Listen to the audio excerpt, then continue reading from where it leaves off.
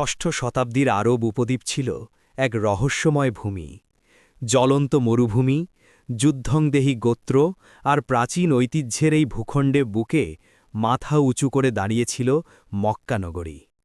কুরাইশ বংশের শাসনে পরিচালিত এই পবিত্র শহরে সবচেয়ে সম্মানিত ছিল বনু হাসিম গোত্র।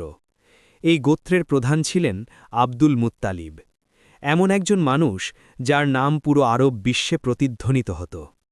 একদিন ইয়েমেনের প্রতাপশালী বাদশাহ আব্রাহা তার ৬০,০০০ সৈন্য আর ভয়ঙ্কর হাতির বাহিনী নিয়ে মক্কার দিকে রওনা হল। লক্ষ্য একটাই, কাবাঘর গুড়িয়ে দেওয়া, সমস্ত গর্ব মাটিতে মিশিয়ে দেওয়া। মক্কার মানুষ আতঙ্কে কাঁপছিল। এই বিশাল বাহিনীর সামনে দাঁড়ানোর সাধ্য কারও ছিল না। তখন আব্দুল মুত্তালিব কাবাঘরের দরজার চৌকাঠ আঁকড়ে ধরলেন। তার বৃদ্ধ চোখ আসমানের দিকে তুলে দিলেন। কণ্ঠ ছিল শান্ত, বিশ্বাস ছিল অটল। হে আল্লাহ, তোমার এই ঘরকে তুমিই রক্ষা করো, আমরা অক্ষম। এরপর যা ঘটল তা গোটা আরবে প্রজন্মের পর প্রজন্ম ধরে মুখে মুখে বলে আসছে। আসমান থেকে ঝাঁকে ঝাঁকে আবাবিল পাখি নেমে এলো। তাদের ছোট ছোট ঠোঁট আর পায়ে ছিল পোড়া পাথরের টুকরো। সেই পাথর আব্রাহার বিশাল বাহিনীর ওপর আছড়ে পড়ল অবিরাম বৃষ্টির মতো। হাতির বাহিনী ছত্রভঙ্গ হয়ে গেল। সৈন্যরা মাটিতে লুটিয়ে পড়ল। মক্কা রক্ষা পেল। এই অলৌকিক ঘটনার পর আব্দুল মুত্তালিবের নাম আরবের আকাশ ছোঁয়া সম্মান পেল। কিন্তু সময়ের অমোঘ নিয়মে একদিন তিনিও পৃথিবী থেকে বিদায় নিলেন। বনু হাসিম গোত্রের নেতৃত্ব এল তার পুত্র আবু তালিবের কাঁধে। একদিন আবু তালিব ব্যবসার কাজে মক্কার বাইরে ছিলেন। ঘরে ফেরার পথে তাকে সুসংবাদ দেয়া হল, মোবারক হোক, আপনার স্ত্রী ফাতিমা বিনতে আসাদ একটি পুত্র সন্তান জন্ম দিয়েছেন। তিনি নাম রেখেছেন হায়দার। আবু তালিব শিশুটিকে কোলে তুলে নিলেন। সেই ছোট্ট মুখের দিকে তাকিয়ে তিনি মাথা নাড়লেন। না, তার নাম হায়দার নয়, তার নাম হবে আলী, অর্থাৎ সুউচ্চ, মহান। আর এভাবেই আমাদের এই মহাকাব্যিক গল্পের নায়কের পৃথিবীতে আগমন হল। তার নাম আলী ইবনে আবি তালিব। আলীর বয়স যখন মাত্র ৫ বছর, তখন আরব ভূখণ্ডে নেমে এলো ভয়াবহ দুর্ভিক্ষ।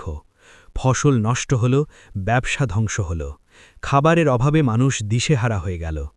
মক্কার বড় বড় সর্দারদের ঘরেও চুলা জ্বলত না নিয়মিত। আবু তালিবের অবস্থা এতটাই শোচনীয় হয়ে পড়ল যে নিজের সন্তানদের মুখে একবেলা খাবার তুলে দেওয়াটাই অসাধ্য হয়ে দাঁড়াল।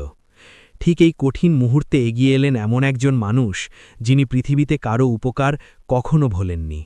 তার ভাতিজা মোহাম্মদ ইবনে আবদুল্লাহ। মোহাম্মদ সাল্লাল্লাহু আলাইহি ওয়াসাল্লাম জানতেন এই চাচাই তাকে তার পিতামাতার মৃত্যুর পর নিজের সন্তানের মতো করে ১৭ বছর আগলে রেখেছিলেন। আজ সেই চাচার এই দুর্দিনে কি করে চুপ থাকা যায়? তিনি আরেক চাচা আব্বাসকে নিয়ে আবু তালিবের বাড়িতে গেলেন। আবু তালিবের ৩ ছেলে, আকিল, জাফর আর আলী। আকিল রইলেন বাবার কাছে, জাফর গেলেন আব্বাসের সঙ্গে, আর ছোট্ট ৫ বছরের আলীকে পরম মমতায় নিজের বাড়িতে নিয়ে এলেন মুহাম্মদ সাল্লাল্লাহু আলাইহি ওয়াসাল্লাম। দরজায় দাঁড়ানো ছোট্ট আলীকে দেখে মুহাম্মদ সাল্লাল্লাহু আলাইহি ওয়াসাল্লামের স্ত্রী খাদিজা রাদিয়াল্লাহু আনহার চোখ ভিজে গেল। কিছুদিন আগেই তাদের ছেলে কাসিম মারা গিয়েছিলেন। কাসিম বেঁচে থাকলে আলীর মতোই বয়স হতো তার। এই ছোট্ট শিশুর আগমনে যেন সেই হারানো শোক কিছুটা প্রশমিত হল। শুরু হল এক অভূতপূর্ব ইতিহাস। পৃথিবীর সর্বশ্রেষ্ঠ মহামানবের হাতে গড়ে উঠতে লাগল পৃথিবীর অন্যতম শ্রেষ্ঠ এক মানুষের শৈশব। মুহাম্মদ সাল্লাল্লাহু আলাইহি ওয়াসাল্লাম অত্যন্ত যত্নের সাথে আলীকে পড়াশোনা শেখালেন। সেই যুগে যখন সাক্ষরতা ছিল বিরল সুযোগ, তখন আলী পড়তে ও লিখতে শিখলেন, চিন্তা করতে শিখলেন, প্রশ্ন করতে শিখলেন, সত্য ও মিথ্যার পার্থক্য বুঝতে শিখলেন। ৫টি বছর এভাবে কেটে গেল। আলীর বয়স ১০ বছর তখন সে লক্ষ্য করল মোহাম্মদ সাল্লাল্লাহু আলাইহি ওয়াসাল্লাম প্রায়ই মক্কার কোলাহল ছেড়ে দূরের হেরা পাহাড়ের গুহায় চলে যান। একদিন, দুদিন, কখনো কয়েকদিন। তারপর একদিন সব বদলে গেল। হেরা গুহায় আল্লাহর পক্ষ থেকে ওহী নাজিল হল। মোহাম্মদ সাল্লাল্লাহু আলাইহি ওয়াসাল্লাম আল্লাহর রাসূল হিসাবে মনোনীত হলেন। পৃথিবীতে সর্বপ্রথম ইসলাম কবুল করলেন খাদিজা রাদিয়াল্লাহু আনহা। আর এরপর কোনো প্রশ্ন না করে, কোনো সংশয় না রেখে ১০ বছরের আলী যে সারা জীবন এই মানুষটিকে দেখে এসেছে, যে জানে এই মানুষের জীবনের প্রতিটি মুহূর্ত সততায় ও মহত্বে ভরা, সে বলে দিল হ্যাঁ, ইসলাম কবুল করে নিল। কিছুদিন পর আল্লাহর নির্দেশ এল নিজের পরিবারকে ইসলামের দাওয়াত দেওয়ার। মুহাম্মদ সাল্লাল্লাহু আলাইহি ওয়াসাল্লাম বানু হাশিম গোত্রের ৪০ জন সদস্যকে নিজের বাড়িতে খাওয়ার দাওয়াত দিলেন। খাবার রান্না করা থেকে পরিবেশন পর্যন্ত পুরো দায়িত্ব পড়ল মাত্র ১৩ বছরের আলীর কাঁধে। আলী সারা দিন পরিশ্রম করলেন, খাবার রাঁধলেন, সবাইকে পরিবেশন করলেন। খাওয়া শেষে মুহাম্মদ সাল্লাল্লাহু আলাইহি ওয়াসাল্লাম উঠে দাঁড়ালেন, এক আল্লাহর কথা ঘোষণা করলেন, মূর্তিপূজার অসারতা বর্ণনা করলেন। তারপর জিজ্ঞেস করলেন সেই প্রশ্নটি যা সেই রাতের পর আর কখনো ভোলার উপায় নেই। আপনাদের মধ্যে কে এই মহান দিনের পথে আমার সাথে হাঁটবেন? ঘরে পিন পতন নীরবতা। মক্কার বড় বড় সর্দার, ধনী ব্যবসায়ী, গোত্রের প্রবীণরা সবাই চোখ সরিয়ে নিল। কেউ মেঝের দিকে তাকিয়ে রইল, কেউ কাশি দিল, কেউ নড়েচড়ে বসল, কিন্তু কেউ উঠল না।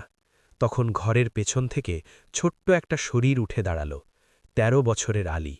সে সবার মুখের দিকে তাকাল, তারপর রাসূলের দিকে ঘুরে দৃঢ় কণ্ঠে বলল, হে আল্লাহর রাসূল, হয়তো আমার পা দুর্বল, হয়তো আমার চোখে ব্যথা আছে, কিন্তু আমি সবসময় আপনার পাশে থাকব। ঘরে হাসির রোল উঠল, বড় বড় মানুষরা মুখ টিপে হাসল, শুধু একটা বাচ্চা ছেলে সাড়া দিয়েছে। কিন্তু মুহাম্মদ সাল্লাল্লাহু আলাইহি ওয়াসাল্লাম সেই হাসির দিকে ফিরেও তাকালেন না। তিনি তাকিয়ে রইলেন আলীর দিকে, আর সেই দৃষ্টিতে ছিল এমন কিছু যা ভাষায় প্রকাশ করা যায় না। বছরের পর বছর কেটে গেল। মক্কায় ইসলামের প্রসার যত বাড়তে লাগল, কুরাইশদের অত্যাচার তত তীব্র হল।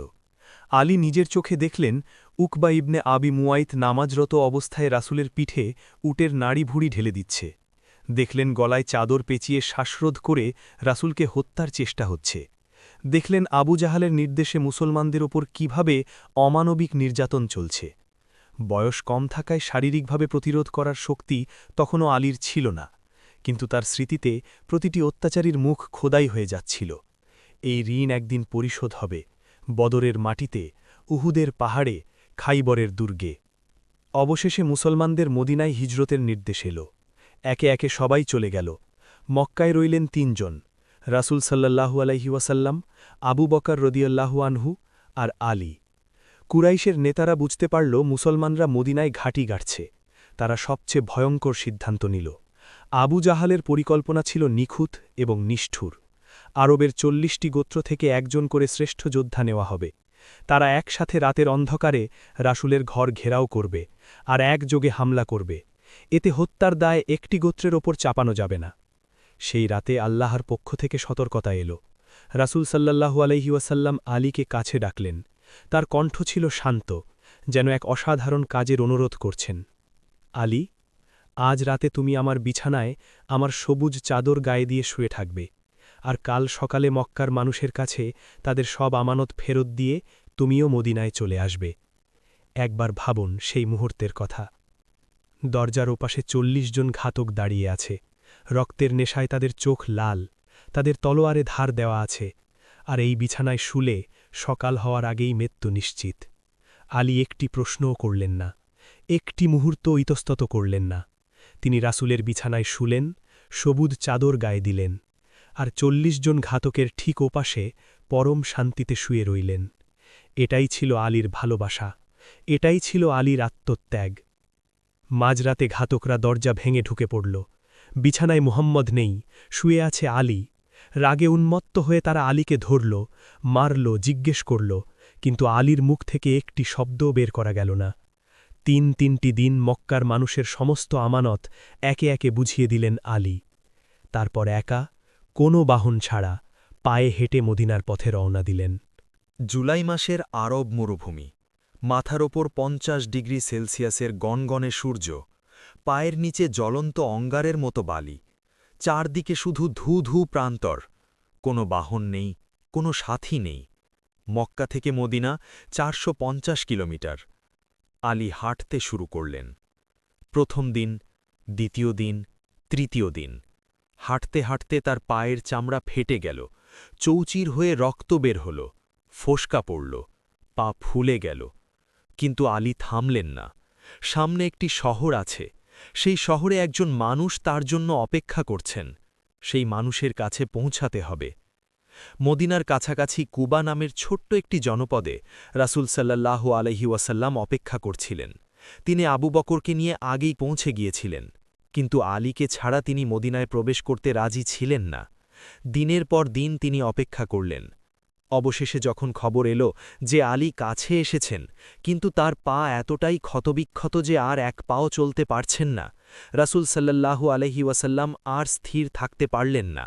তিনি নিজেই ছুটে গেলেন। যখন আলীকে দেখলেন, ধুলো মাখা, ক্লান্ত, পা দুটো রক্তে ভেজা, রাসূল সাল্লাল্লাহু আলাইহি ওয়াসাল্লামের দু চোখ বেয়ে অশ্রু ঝরে পড়ল। তিনি আলীকে বুকে টেনে নিলেন, তারপর নিচে বসলেন, নিজের পবিত্র দুই হাত আলীর রক্তাক্ত পায়ের ওপর রাখলেন। আর সেই মুহূর্তে আলীর নিজের কথায় যেন জাদুর মতো সমস্ত ব্যথা, সমস্ত ক্লান্তি বিলীন হয়ে গেল। এরপর মুহাম্মদ সাল্লাল্লাহু আলাইহি ওয়াসাল্লাম, আবু বকর রাদিয়াল্লাহু আনহু আর আলী রাদিয়াল্লাহু আনহু একসাথে পাশাপাশি ইসলামের নতুন কেন্দ্র মদিনা মুনাওয়ারায় প্রবেশ করলেন। মদিনায় রসুল সাল্লাল্লাহু আলাইহি ওয়াসাল্লাম এক অভূতপূর্ব কাজ করলেন। মক্কা থেকে আসা মুহাজিরদের সাথে মদিনার আনসারদের ভ্রাতৃত্বের বন্ধনে আবদ্ধ করলেন। মসজিদে নববীর প্রাঙ্গণে দাঁড়িয়ে রাসূল একে একে নাম ডাকছেন, আর দুজন দুজন ভাই হয়ে যাচ্ছেন। সব নাম ডাকা শেষ, একজন দাঁড়িয়ে আছেন একা, তার কোনো জুটি হয়নি। আলী ভারী হৃদয়ে রাসূলের কাছে এলেন। ইয়া রাসূলাল্লাহ, আপনি সবাইকে ভাই বানিয়ে দিলেন, শুধু আমাকে একা ছেড়ে দিলেন। রাসূল সাল্লাল্লাহু আলাইহি ওয়াসাল্লাম আলীর দিকে ঘুরলেন, ঠোঁটে একটি মৃদু হাসি, তারপর এমন কথা বললেন যা ইতিহাসের পাতায় স্বর্ণাক্ষরে লেখা হয়ে গেছে। হে আলী, তুমি দুনিয়ায় আমার ভাই, আখেরাতেও আমার ভাই। মদিনার শান্তি বেশিদিন টিকল না। হিজরতের দ্বিতীয় বছরে ইসলামের অস্তিত্ব রক্ষার প্রথম বড় পরীক্ষা এল। 1000 সুসজ্জিত মক্কার যোদ্ধা বনাম মাত্র 313 জন মুসলমান। বেশিরভাগ মুসলমানের হাতে সঠিক অস্ত্রও নেই। অনেকে একটি উটে 3 জন সাওয়ার। হিসাব পরিষ্কার, প্রতি একজন মুসলমানের বিপরীতে 3 জন শত্রু। যুদ্ধ শুরুর আগে মক্কার সারি থেকে 3 জন ভয়ঙ্কর যোদ্ধা সামনে এগিয়ে এল, হুঙ্কার দিয়ে মুসলমানদের দ্বন্দ্বযুদ্ধের আহ্বান জানাল। রাসূল সাল্লাল্লাহু আলাইহি ওয়াসাল্লাম 3 জনকে সামনে পাঠালেন, উবাইদা, হামজা আর 23 বছরের তরুণ আলী। আলীর জীবনের প্রথম যুদ্ধ। সেই ছেলেবেলায় মক্কায় যে অত্যাচারগুলো দেখেছিলেন, যে মুখগুলো স্মৃতিতে খোদাই হয়েছিল, সেই সব পুরানো হিসাব মেটানোর সময় এসেছে। আলী সামনে এগিয়ে গেলেন, তার প্রতিপক্ষ দাঁড়াবার সুযোগও পেল না। বিদ্যুতের মতো আলীর তলোয়ার ঝলসে উঠল। একটিমাত্র আঘাত, শত্রু মাটিতে লুটিয়ে পড়ল। তারপর মূল যুদ্ধ শুরু হল। আলী যেন এক অপ্রতিরোধ্য ঝড়, একাই কাফির বাহিনীর ভেতরে ঢুকে পড়লেন। তলোয়ার চলতে লাগল অবিরাম। ঐতিহাসিকদের হিসাব মতে বদরে মক্কার যে 70 জন নিহত হয়েছিল, তার মধ্যে 25 থেকে 30 জন পড়েছিল কেবল আলীর তলোয়ারে। যুদ্ধ শেষে বন্দীদের মধ্যে একটি পরিচিত মুখ চোখে পড়ল, উকবা ইবনে আবি মুয়াইদ। মক্কায় রাসূলের পিঠে নাড়িভুড়ি ঢেলে দেওয়া সেই উকবা। আলীর স্মৃতি ভুলে যায়নি। বদরের বিজয়ের আনন্দের মাঝে রাসূল সাল্লাল্লাহু আলাইহি ওয়াসাল্লামের কনিষ্ঠ ও সবচেয়ে আদরের কন্যা ফাতিমা রাদিয়াল্লাহু আনহার বিয়ের বয়স হল। মদিনার বড় বড় সাহাবীরা পাড়া করে প্রস্তাব পাঠাতে লাগলেন। রাসূল সাল্লাল্লাহু আলাইহি ওয়াসাল্লাম বিনয়ের সাথে সব প্রস্তাব ফেরত দিলেন। আলী তার ছোট্ট কামরায় চুপ করে বসে আছেন, মনের ভেতর একটি ইচ্ছা, কিন্তু সেই ইচ্ছা প্রকাশে সাহস নেই, কারণ তার কাছে কিছুই নেই, না ঘর, না সম্পদ, না গয়না। পরিবারের একজন নারী আলীকে বললেন, তুমি কেন প্রস্তাব পাঠাচ্ছ না? আলী দীর্ঘশ্বাস ফেলে বললেন, আমার তো কিছুই নেই, আমি কি নিয়ে প্রস্তাব দেব? কিন্তু একদিন বুক ভরা সাহস নিয়ে আলী রাসূলের সামনে গিয়ে বসলেন। রাসূলের ঐশ্বরিক গাম্ভীর্য দেখে আলীর মুখে কোনো কথা এলো না, তিনি চুপ করে বসে রইলেন। রাসূল সাল্লাল্লাহু আলাইহি ওয়াসাল্লাম আলীর মনের কথা বুঝলেন, মুচকি হেসে নিজেই বললেন, আলী, ফাতিমার বিয়ের প্রস্তাব নিয়ে এসেছ? আলী মাথা নিচু করে বললেন, হ্যাঁ ইয়া রাসূলাল্লাহ, কিন্তু আমার কিছুই নেই। বদরের বর্মটা কি এখনও আছে তোমার কাছে? আছে। যাও, ওটা বিক্রি করে এসো। আলী বাজারে গেলেন। মদিনার সবচেয়ে ধনী সাহাবী উসমান রাদিয়াল্লাহু আনহু 400 রৌপ্য মুদ্রায় সেই বর্ম কিনলেন। তারপর এমন একটি কাজ করলেন যা দেখে আলীর চোখ ভিজে গেল। উসমান বর্মটি আবার আলীর হাতে দিয়ে বললেন, এটা তোমারই প্রাপ্য আলী, সামনে তোমার অনেক যুদ্ধ আছে, রেখে দাও। বিয়ের আয়োজন ছিল পৃথিবীর ইতিহাসে সবচেয়ে সাদমাটা, অথচ সবচেয়ে মর্যাদাপূর্ণ। মাটির পাত্র, খেজুর পাতার বালিশ, আটা পেশার জাতা, এই ছিল ফাতিমার সংসারের সম্বল। পৃথিবীর সর্বশ্রেষ্ঠ মহামানবের কন্যার বিয়ে হল পৃথিবীর সবচেয়ে বিনম্র আয়োজনে। বদরের মাত্র ১ বছর পর মক্কা প্রতিশোধের আগুন নিয়ে ফিরে এল। ৩,০০০ সৈন্য, সেনাপতি আরবের সবচেয়ে মেধাবী সমরবিদ খালিদ ইবনুল ওয়ালিদ।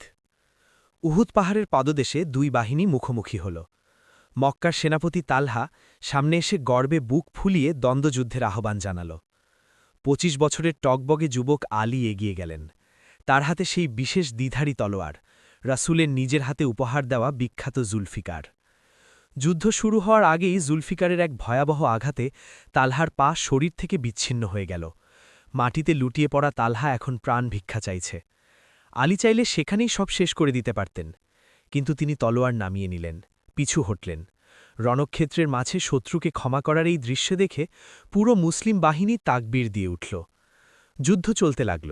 মুসলমানরা এগিয়ে যাচ্ছিলেন, মক্কার বাহিনী পালাচ্ছিল। ঠিক তখনই সেই একটি মারাত্মক ভুল। পাহাড়ের উপরে থাকা তীরন্দাজরা বিজয় নিশ্চিত ভেবে নিজেদের অবস্থান ছেড়ে নিচে নেমে এল। খালিদ ইবনুল ওয়ালিদ সেই সুযোগের জন্যই অপেক্ষা করছিলেন। পাহাড়ের পেছন দিক দিয়ে ঘোড়সাওয়ার বাহিনী নিয়ে মুসলমানদের উপর ঝাঁপিয়ে পড়লেন। মুহূর্তে পাশা উল্টে গেল। তারপর ময়দানে এক ভয়ানক গুজব ছড়াল, মোহাম্মদ শহীদ হয়েছেন। এই কথা শুনে অনেক মুসলমান হতাশায় অস্ত্র ফেলে দিলেন, কিন্তু আলী রদিয়াল্লাহু আনহু তলোয়ারের খাপ ছুঁড়ে ফেলে দিলেন। তিনি হুঙ্কার দিলেন, রাসূলই যদি দুনিয়ায় না থাকেন তাহলে আর বেঁচে থেকে কি লাভ, আজই এই ময়দানে সব শেষ হোক। পাগলের মতো তিনি শত্রু কবলিত ময়দানে রাসূলকে খুঁজতে লাগলেন। অবশেষে দেখলেন রাসূল জীবিত, পাহাড়ের ওপর দৃঢ় পায়ে দাঁড়িয়ে আছেন। আলী বিদ্যুৎ গতিতে ছুটে গেলেন, মানব ঢাল হয়ে দাঁড়িয়ে রইলেন। সেই একটি দিনে আলীর শরীরে ১৬টি গভীর তলোয়ারের আঘাত লেগেছিল। উহুদের কিছুদিন পর মসজিদে নববীতে আলী মাটিতে শুয়ে বিশ্রাম নিচ্ছিলেন। তার সারা শরীরে ধুলোবালি মেখে আছে। রাসূল সাল্লাল্লাহু আলাইহি ওয়াসাল্লাম সেখানে এলেন। আলীকে এই অবস্থায় দেখে তিনি নিজেই বসলেন পাশে। নিজের হাতে আলীর পোশাক থেকে ধুলো ঝেড়ে দিতে দিতে ডাকলেন, ওঠো আবু তুরাব, ওঠো মাটির পিতা। এই মুহূর্তে যে নামটি জন্ম নিল, আবু তুরাব, সেটি আলীর জীবনের সবচেয়ে প্রিয় নাম হয়ে গেল, কারণ এই নামের সাথে জুড়ে আছে পৃথিবীর সর্বশ্রেষ্ঠ মানুষের হাতের পবিত্র স্পর্শ। উহুদের পরে মক্কার অহংকার আরও বেড়ে গেল। এবার তারা পুরো আরবের গোত্রগুলোকে একত্রিত করল। ১,০০,০০০ সৈন্যের এক অপ্রতিরোধ্য জোটবাহিনী মদিনার দিকে এগিয়ে চলল। ১,০০,০০০, মদিনার তখনকার মোট জনসংখ্যার চেয়েও বেশি। রাসূল সাল্লাল্লাহু আলাইহি ওয়াসাল্লাম সাহাবীদের নিয়ে জরুরি পরামর্শে বসলেন। সালমান আল ফার্সি রাদিয়াল্লাহু আনহুর পরামর্শে মদিনার চারপাশে বিশাল পরিখা খনন করা হল। আরবরা কখনও এই কৌশল দেখেনি। জোটবাহিনী এসে থমকে দাঁড়াল। ১৫ দিন ২ বাহিনী পরিখার ২ পাশে মুখোমুখি দাঁড়িয়ে রইল। তারপর একদল ধৈর্য হারিয়ে পরিখার সংকীর্ণ এক জায়গা দিয়ে পার হয়ে ঢুকে পড়ল। তাদের নেতৃত্বে ছিল এমন একজন যার নামেই আরবের হাঁটু কেঁপে যেত, আমার ইবনে আবদ উদ। বলা হতো তিনি একাই ১,০০০ যোদ্ধার সমতুল্য। বিশাল দেহ, আপাডমস্তক লোহার বর্ম, হাতে তলোয়ার।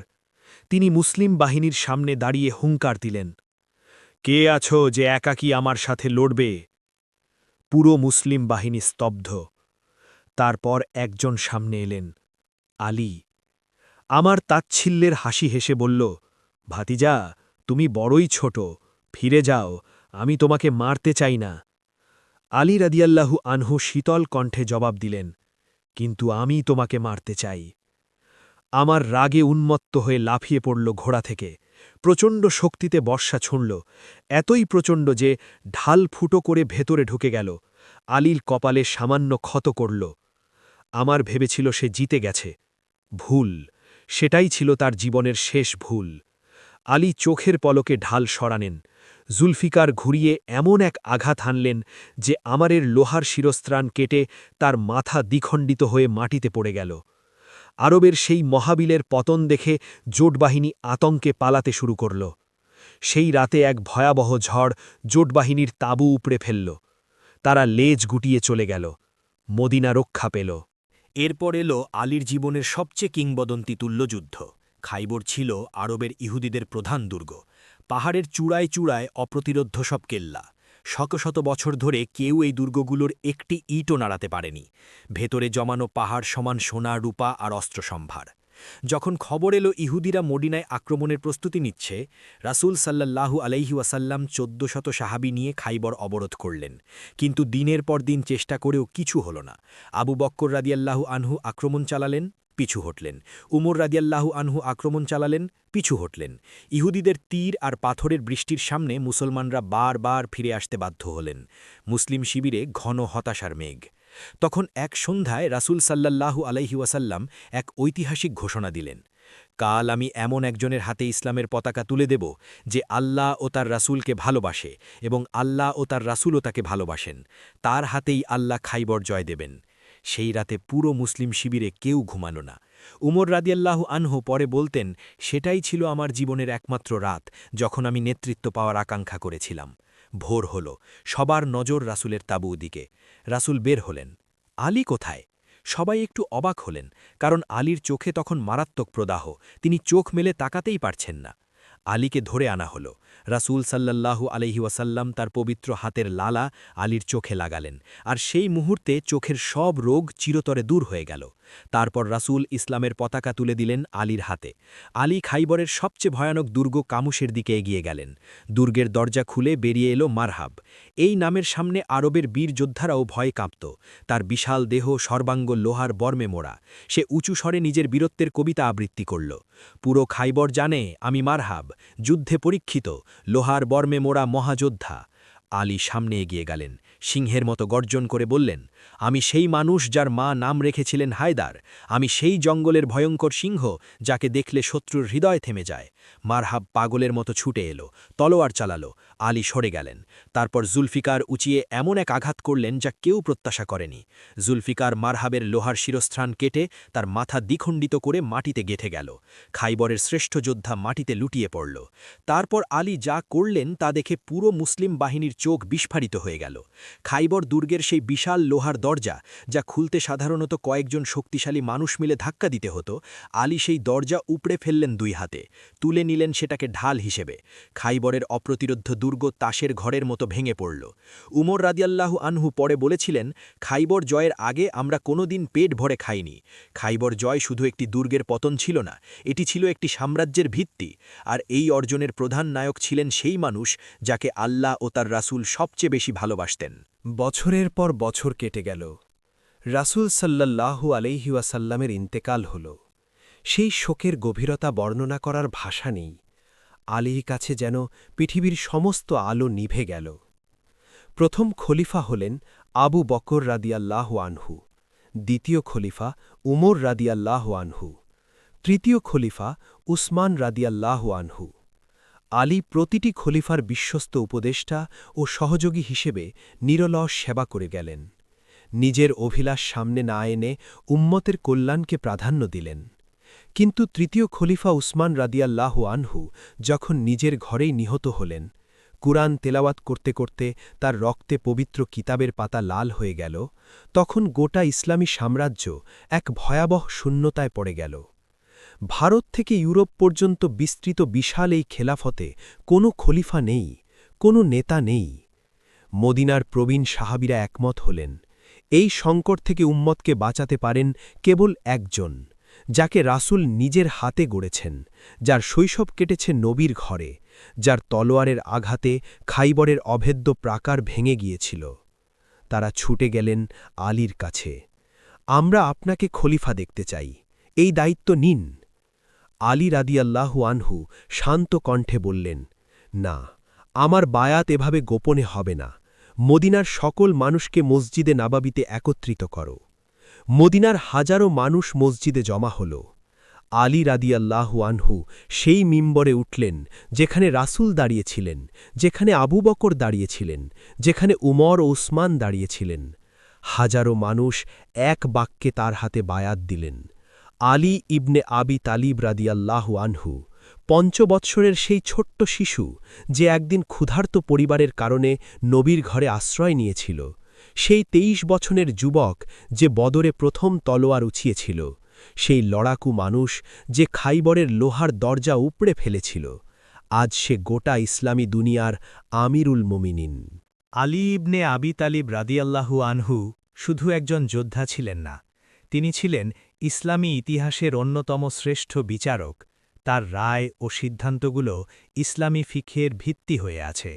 তিনি ছিলেন একজন পণ্ডিত যার বাণী ও ভাষণ আজও গ্রন্থাকারে পঠিত হয়, একজন কবি, একজন পিতা, একজন স্বামী যিনি ফাতিমার মৃত্যুর পর এমন শোকে ডুবেছিলেন যে পৃথিবী যেন রং হারিয়ে ফেলেছিল। তিনি এমন একজন মানুষ যিনি একটি দুর্গের লোহার দরজা খালি হাতে উপড়ে ফেলেছিলেন আর রণক্ষেত্রে হাঁটু গেড়ে পড়া শত্রুকে ক্ষমা করে দিয়েছিলেন। তিনি এমন একজন মানুষ যিনি মৃত্যু নিশ্চিত জেনেও রসুলের বিছানায় শুয়েছিলেন। তিনি এমন একজন মানুষ যিনি রক্তাক্ত পায়ে ৪৫০ কিলোমিটার হেঁটেছিলেন একটি প্রতিশ্রুতি রাখতে। তিনি দুই জগতের রসুলের ভাই, ফাতিমার স্বামী, হাসান ও হুসাইনের পিতা, ন্যায় বিচারের প্রতীক, জ্ঞানের দরজা। আলী ইবনে আবি তালিবের গল্প এখানেই শেষ নয়।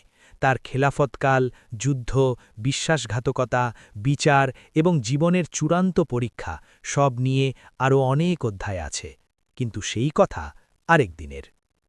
আমাকে আসমানের পথ জিজ্ঞেস করো, আমি সেগুলো জমিনের পথের চেয়ে ভালো চিনি।